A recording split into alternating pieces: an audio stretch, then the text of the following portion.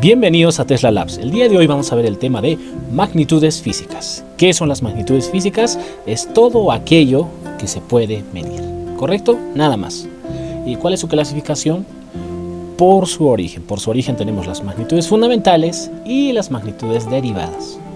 Las magnitudes fundamentales son la distancia, el tiempo y la masa. Estas fueron las primeras magnitudes que se encontraron. En la antigüedad las personas siempre observaban y querían medirlo todo, expresarlo mediante palabras y números. Y una de las primeras cosas que querían medir era la distancia. Empleaban diferentes formas de medida como codo, pies, pulgadas, yardas, tantas formas de medida. Y en el tiempo, estos instantes de tiempo lo medían mediante el pulso, el goteo del agua, ¿correcto? Y en la masa, la cantidad de materia en un objeto, cuán pesado es un objeto o no. Y las magnitudes derivadas, como su nombre lo indica, estas están derivadas de las magnitudes fundamentales, entre los cuales podemos mencionar la velocidad, la fuerza, el trabajo, la densidad, la energía, entre tantas otras. Y también existe una clasificación por su naturaleza. En esta encontramos las magnitudes escalares y las magnitudes vectoriales. Entre las magnitudes escalares podemos mencionar la temperatura y el tiempo. ¿Qué son las magnitudes escalares? Son aquellas en las que para tener una información adecuada necesitamos solamente la cantidad y la unidad. Por ejemplo, la temperatura que tiene esa persona es de 37 grados. Solamente el número y la unidad. Tiempo. El tiempo que se demoró en ir de un lugar a otro es 10 segundos. Solamente la cantidad y la unidad. Y entre las magnitudes vectoriales, nosotros podemos mencionar la posición, la velocidad y el campo eléctrico. ¿Y cuál es la diferencia? Bueno, en esta, aparte de necesitar la cantidad, la unidad, necesitamos la dirección para tener una información completa. Por ejemplo, en la posición. En la posición podemos indicar, este objeto está a 5 metros. Bien, pero ¿5 metros de dónde? Está a 5 metros de la puerta. A 5 metros de la puerta, pero ¿en qué dirección? ¿Para arriba, para abajo, para la derecha, para la izquierda? Oh, correcto. El objeto está a 5 metros de la puerta en dirección izquierda. ¿Sí? Ahí das una información completa de la posición. Lo mismo es la velocidad, necesita una dirección. Y el campo eléctrico es lo mismo. Son temas que los vamos a ver un poco más adelante en los siguientes capítulos. Bien.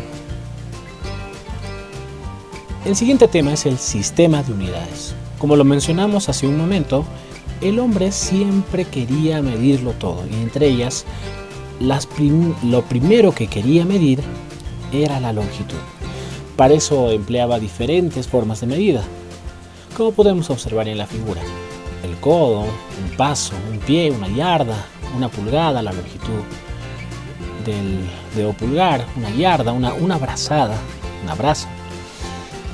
Pero pronto se dio cuenta que no todos tenían la misma longitud de codo, o de pie, o de una pulgada de la longitud del dedo pulgar.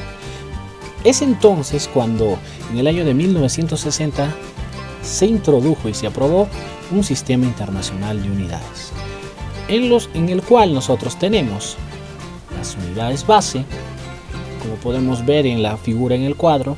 Tenemos la magnitud, la unidad y el símbolo. En la magnitud, si es longitud, la unidad es el metro y se representa por la letra M. Entonces, en física, si nosotros ponemos 5m minúscula, ¿qué quiere decir? 5 metros. De la masa, su unidad es kilogramo.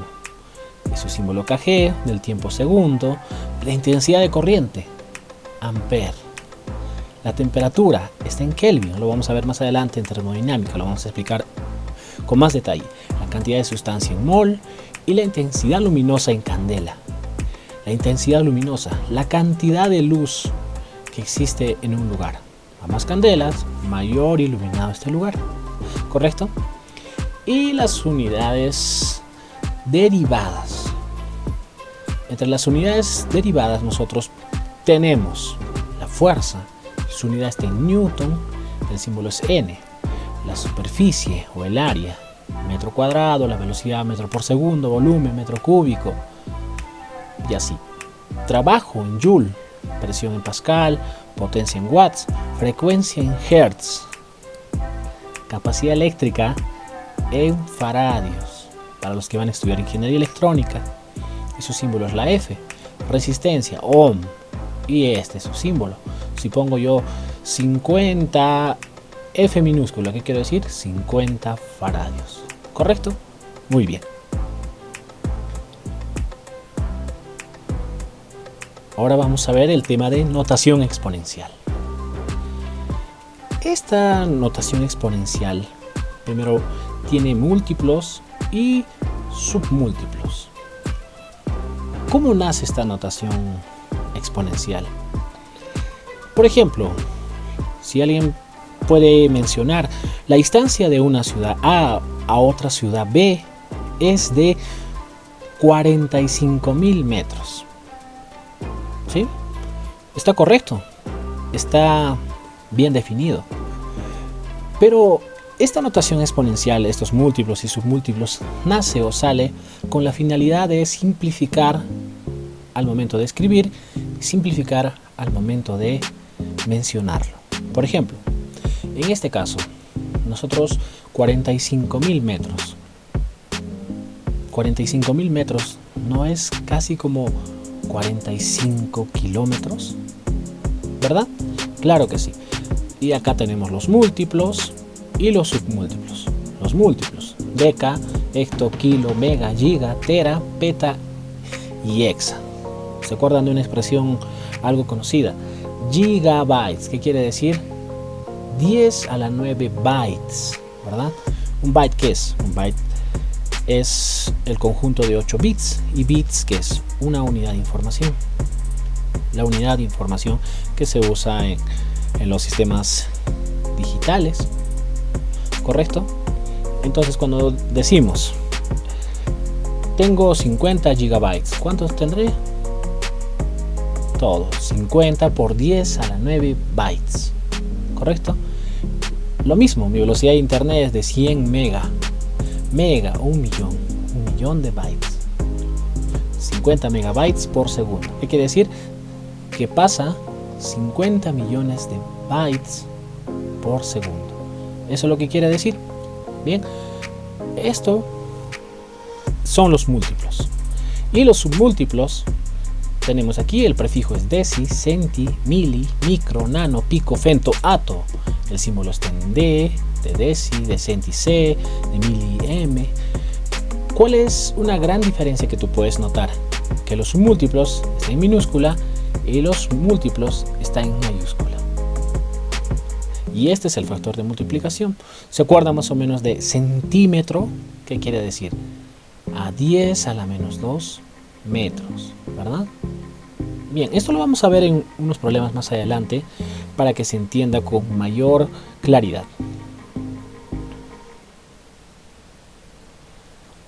Bien, vamos a continuar con los ejemplos. Lo primero, convertir 1 kilómetro a metro, ¿sí? Bien, 1 kilómetro. Lo vamos a poner aquí y vamos a empezar a solucionar.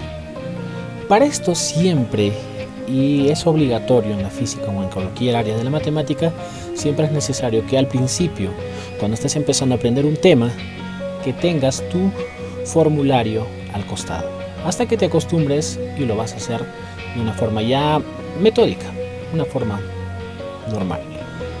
Entonces, dice convertir de 1 kilómetro a metro. 1 kilómetro, ¿verdad? Nosotros nos vamos a la tabla, en este caso, a este formulario pequeño. K, ¿qué está representado K? Kilo, ¿verdad? Kilo. ¿Cuánto es kilo? Es 10 a la 3 o 1000.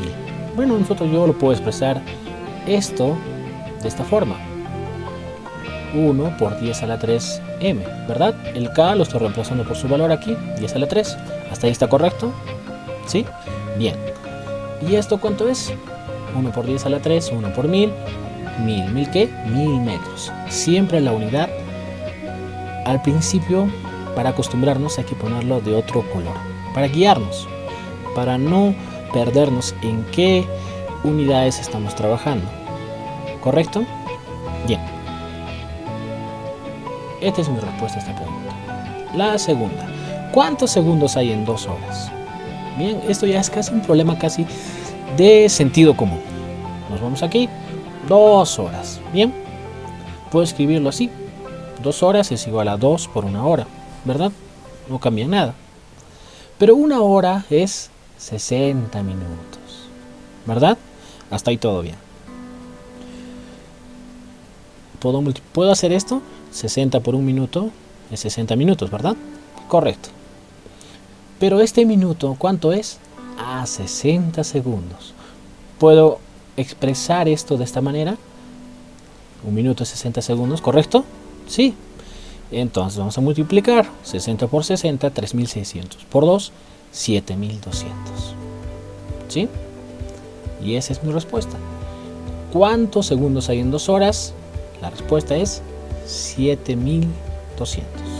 ¿Correcto? Sigamos con otro ejemplo.